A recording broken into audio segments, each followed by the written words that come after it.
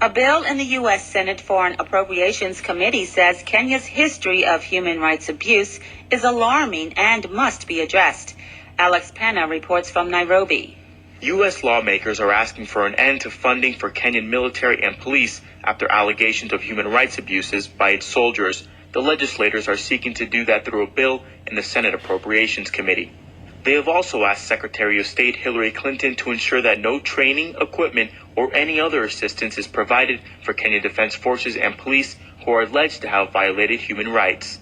The bill cites multiple occasions of violations dating back to Mount Elgon in 2008, Garissa, Wajir, and Mandera in northeast Kenya between November 2011 to January 2012, and most recently inside the Dadaab refugee camps in December.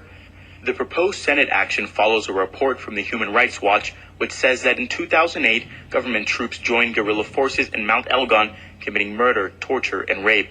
It is estimated that around 750 people were killed and hundreds of others are still missing. Human Rights Watch researcher Neela Gasho published the report last month and says she hopes this will be a turning point for the Kenyan military. Despite the fact that for months we've been bringing these abuses to the attention of the Kenyan security forces, and local organizations and victims themselves have also been trying to bring these abuses to the attention of the security forces, the reaction has essentially been to do nothing.